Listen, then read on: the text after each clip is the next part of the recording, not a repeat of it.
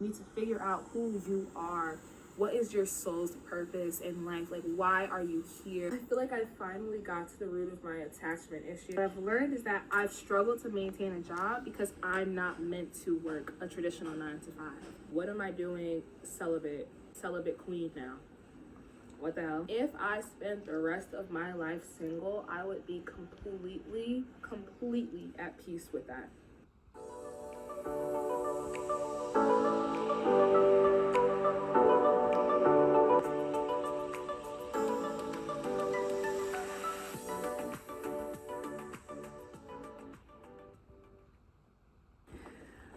Hi you guys, welcome to my channel. My name is Aisha and this is the Afro Wellness with Aisha channel, where we talk about spirituality, wellness, travel, politics, and just all things Afro and well. In this video, I'm going to be telling you guys what I've learned from solo traveling around the world for 6 months. I cannot believe that I really have been doing this for 6 months. So grateful to be able to have this experience to even talk about in the first place. So grateful to all of you who are here watching with me. Solo travel has completely changed me. I think I'm literally an entirely different person. Like, I might drop some footage in here of me from 6 months ago before I started my travels, and y'all, I was in the worst place possible.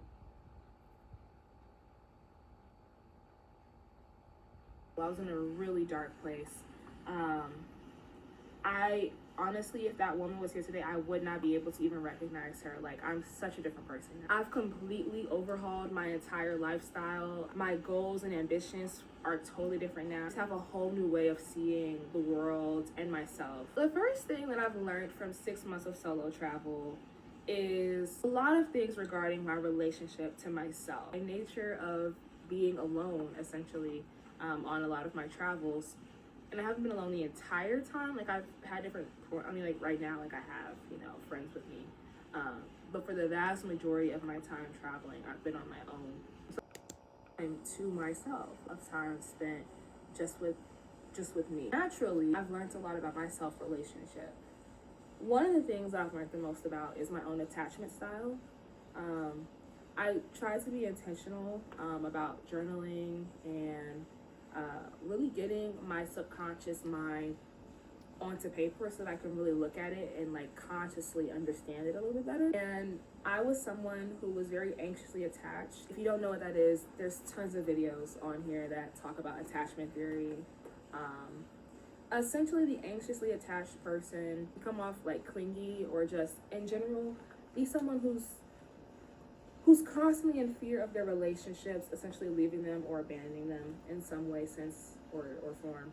Mentally, they're not okay with just being on their own. They don't believe that they're enough by themselves. That was the case for me anyway. So solo travel, by nature of me having to take care of all of my own responsibilities by myself, I had to do everything on my own. I had to pay for everything on my own. I had to figure out where I was going, how I was going to get there, where I was going to stay when I got there. All of that stuff I did all by myself, essentially. If I wasn't enjoying my time, I had no one else to blame but myself. There was no one I could say, well, why did this person pick this activity? Or why are we doing this? Or why am I not happy? If I'm not happy, the only person I can hold accountable for that is myself. There's no one else who I can say it's their fault that I'm not happy right now. If I did not enjoy some activity that was going on, it was up to me to change it, or else I was the only one to blame for my, suffering, like, essentially. And that actually has been the number one thing that helped me stop being a people pleaser, because I had to realize, like, okay, no one is holding a gun to my head to be here.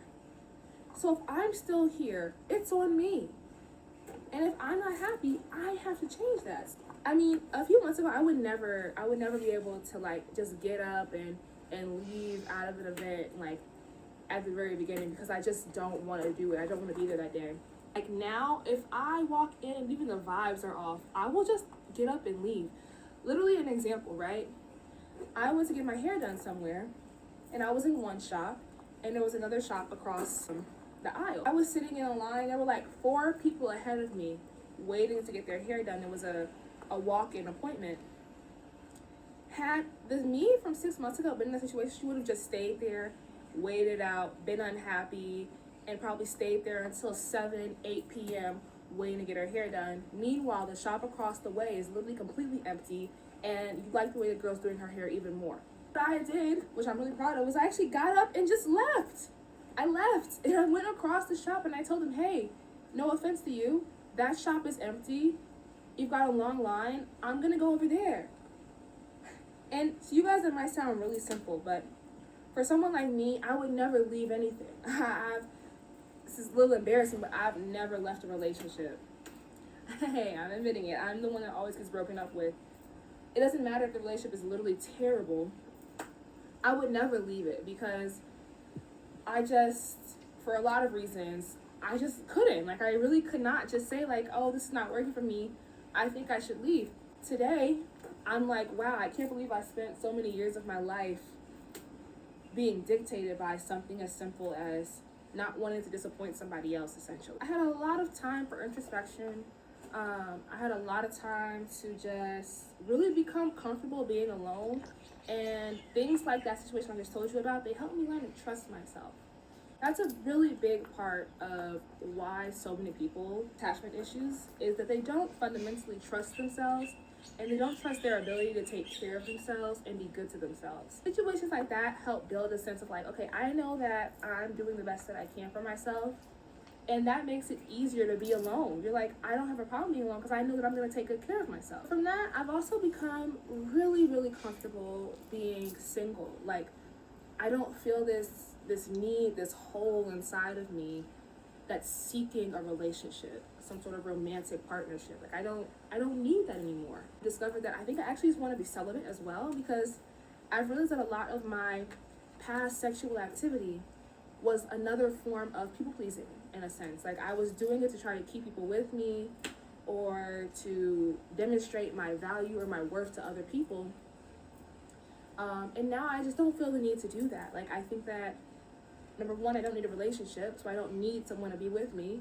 And number two, I believe I have inherent value, so I don't need to prove my value through my sexual performance anymore.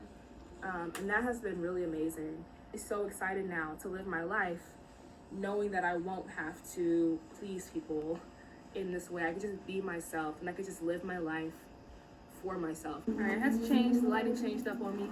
My self-worth now comes from within me. It doesn't come from relationships or other people having to co-sign my existence. Yeah, and if you've ever been here, like, you know, like, you get it. Other people, they're not gonna understand. People who've always had high self-esteem their entire lives, they don't get these things, you know. For some of us, we've had to really work for our self-esteem, for our just belief in our right to, like, live and exist. I'm really grateful now to say that, like, I really do place my self-worth. It's inside of me. It's not external anymore. So another thing, I recognized that before I started solo traveling, a lot of my social interactions and my relationships were happening under a lot of alcohol and drug use. I'm a Gen Zer. A lot of people in our age group have had access to a lot more information and a lot more options and ways to live life than generations previous to us. For me, I had to start wondering, like, okay, what am I really using alcohol for? Because me personally, I actually hate the way alcohol tastes. I think it's so disgusting. It's not a fun experience to actually consume alcohol. I had to start wondering, like, okay, what am I really hoping to get out of my time with alcohol?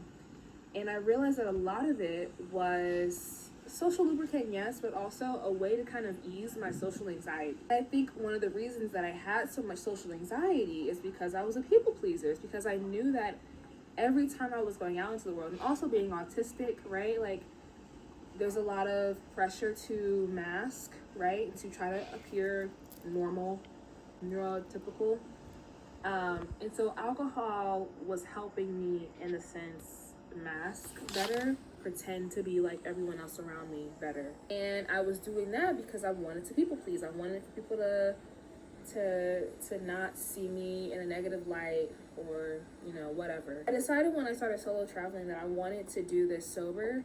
I didn't want to look up like 6 months from when I started and be like, damn, I don't remember anything because I drank so much. I also had to realize that a lot of my previous uses of alcohol were in part responsible for me not making good decisions. I was not showing up in ways that I felt proud of in relationships.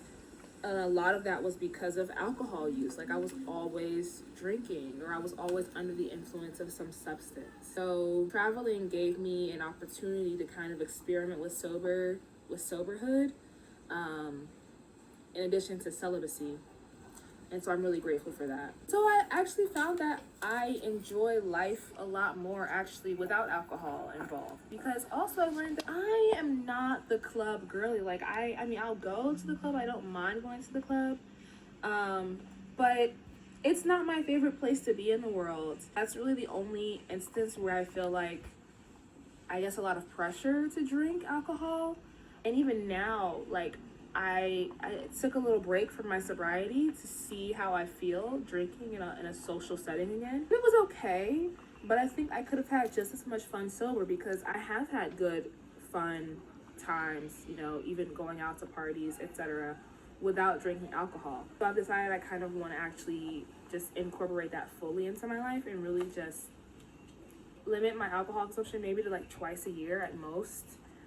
If even that, really, because I don't enjoy drinking alcohol. It doesn't really do anything for me, and it was making me really inflamed and bloated, and it's really hard to maintain a healthy weight when you're drinking alcohol. So also I found that if you are a person who maybe does have mental health issues, like myself personally, I suffer from major depressive disorder, anxiety, like social anxiety and things like that. Alcohol made those situations so much worse. Like, I have learned a lot about people, and I think as an autistic person, it can be quite hard for us sometimes to understand like society and the way that other people function or go throughout life. But one of the things that I learned about people that I have come to accept is that humans are self-interested people.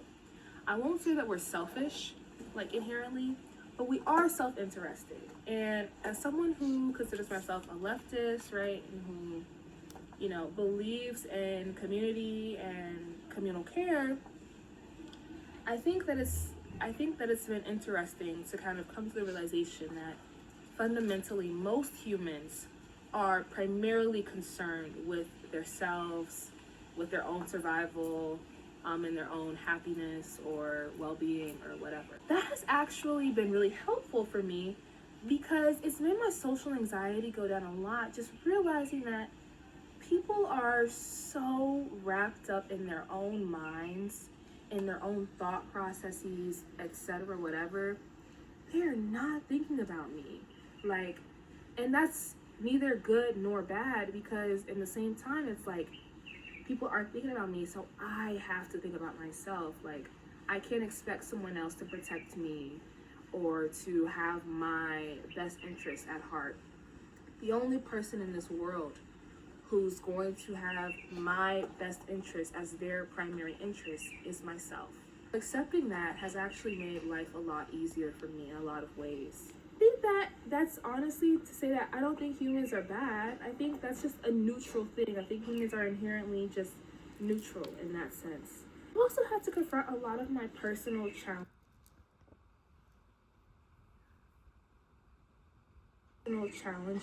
I do have daddy issues. There's lots of problematic ideas tied up in that concept.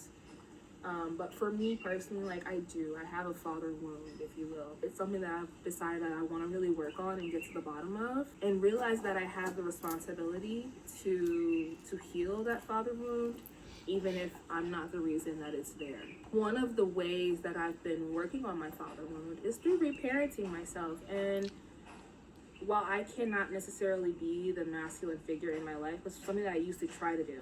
I used to try to really embody masculinity as a sense of self-protection, because I felt like the father in my life did not protect me in ways that I wanted to be protected or needed to be protected.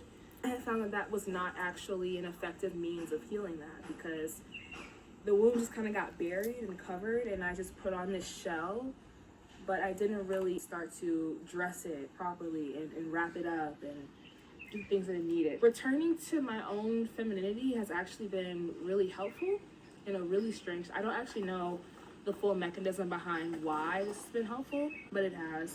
I'm grateful that I was able to take this time to figure that out and to come back to myself in a sense, because I would say I'm quite a feminine person naturally, actually. When I think about my childhood, like I was always a feminine girl. I mean, I wasn't necessarily girly. I think those are two different things. I never liked the color pink and I never played with dolls necessarily, but I loved fashion, I loved beauty, I loved adornments, and I think these are quite feminine things. Soft girl, like I'm a naturally sensitive, soft person. My feelings get hurt. Like I cry a lot.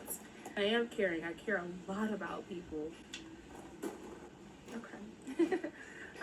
Like I think I needed to realize those things, and well, I think there's nothing wrong with being masculine at all, and I love masculinity now. I've actually also been able to come to that acceptance. So like I like masculinity in other people. I appreciate it much more when it's in other people than when it's in me personally. It's also allowed me to break free from past self-narratives and like redefine my own self-narrative. Like it's okay for me to just be a girl. That's all right. Like I don't have to be, there's nothing wrong with that. There's lots of people in this world who are amazing gender identities that we may never fully understand. And I love that. I think it's really beautiful. I don't think that has to be me. I'm okay just being a girl. Something else I've learned is that I have fully relinquished the American dream, if you will, of a 9-to-5 providing me financial stability. We all sort of, we're internalizing this idea that you get a job and it provides you stable income. And what I've learned is that I've struggled to maintain a job because I'm not meant to work a traditional 9-to-5. I think I've always been extremely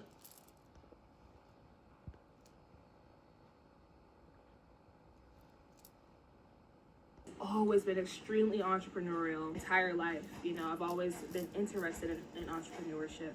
I think it's just kind of an acceptance that like, okay, I don't get to take the easy way out. I have to really commit to believing in my own business mind. Hey guys, so while we're here, if you'd like to support my business, you can start by going to the link in my bio and purchasing my How to Make Friends in Any Country how-to guide. It's a really good guide. I have been able to make friends in every single country that I've visited around the world. And so I put all of the tips that I have learned from my travels on how to make friends with people all around the world, even if you don't speak the language. So highly would appreciate if you guys would support me by purchasing my ebook. Thanks. Otherwise, it's just not gonna work for me. Like I actually cannot work a 9-to-5. There's no other option for me to survive in the way the world that we live in works, basically. That has been interesting. It's been a little scary actually, because I'm like, damn, like, and not even just like through life experience, but also sitting and talking with my ancestors, having these discussions with my spirit team and the divine. It has really told me like, no honey, we're never gonna give you that job that you want so bad because you're not supposed to work a job. That is not the life that we have designed for you. Very, very interested in seeing how that's going to change, how I'm going to realize that, and how that's going to enter the 3D world for me. I mean, like, of course, it shouldn't really be a surprise to me that that's the case. I mean, the traditional workspace was not designed for autistic people at all, and yeah, it was never gonna give that. It really wasn't. Another thing that this has helped me with is overcoming a lot of my money blocks, releasing my own like scarcity mindset. I had a lot of fear around spending money on myself. Solo travel, I mean, there's no other way to travel solo without spending money. All right, I'm gonna tell you guys that. Like, yes, I mean, I've done a few things here and there where I've been able to get this for free or that for free. At some point in your travels, you're gonna have to spend a bag. You're gonna have to drop a bag on your travels, if you wanna be comfortable and you wanna be safe. I've had to really overcome a lot of those money blocks, and actually it's helped me a lot because I feel like when you're able to release money, you're able to accept money a lot better. It's a give and take. It's like breathing. You can't just hold it all in and expect to keep living. Like, if you just hold it in, you're gonna suffocate, right? So you have to release in order to receive. And that's something that I've definitely learned from solo traveling. The most important lesson of this entire trip has been learning to believe in myself, learning to believe in my ability to do. It's really been quite empowering, honestly. Like, I have never felt more confident in my ability to make a life for myself than I do now. And for some of you, that might seem really small, but for me, that is a big deal. And it really does mean a lot to me to be able to say, like, I believe in myself and I believe in my ability to do whatever I set my mind to. And I can only attribute that to this journey that I've gone on with traveling solo for 6 months. Definitely had a whole eat, pray, love journey. I recommend every single woman, if you can, take a period of your life, whether it's just a month or a whole year or multiple years, if you can, to just dedicate time to finding yourself. Like, I think that's another reason why I took this journey, was I was searching for myself. Like, it's cliche, sure, but fuck, it works. Okay? Like, people go on these journeys, people have gone on walkabouts, spiritual journeys, whatever you want to call, for millennia, because you get to a point where you really need to, like, step away from your everyday life, your everyday society, your community, and you need to figure out who you are. What is your soul's purpose in life? Like, why are you here? What do you want to accomplish before you die? These are serious questions to ask, because you only get this one lifetime in this body, in this incarnation, to really do that stuff. And you need to really be intentional about it. And sometimes it takes time to figure that out. In my next video, we're going to be talking about how to design your own life, how to design your destiny after you have, maybe gone on this type of journey and figured out, okay, who am I? What do I want to do in this world? Because it's important. It's really important, right? So yeah, that is what I've learned. I know so much more about who I am. I know more about what I want out of life. I know exactly what I want to achieve before I leave this earth. And that is so powerful, and you can't replace that. There's no amount of money that you can buy that with. It only comes from really sitting down and getting to know yourself and doing that scary thing that your soul is calling you to do. Thank you guys for watching my channel. I love talking to you guys about this stuff. I think I'm gonna try to drop a few vlogs, but that's not really my style. I'd much rather talk to you guys about what I'm doing as opposed to, like, trying to film, like, while I'm outside living. I don't know, but maybe I will. We'll see. But thank you all so much for joining me. I'm Aisha, and please comment down below. Have you ever gone on a solo trip? What did you learn? Like, what did you pick up? What did you leave from your solo journey? I'd love to hear about it. And like I said, I think every person, but every woman especially, should take a trip, go somewhere new, go by yourself, and sit and really do shadow work and figure things out within yourself. Like, I can't praise the ancestors. I can't praise the divine enough for giving me the opportunity to do this. Seriously. Well, okay. Bye, you guys. I'll see you in the next video.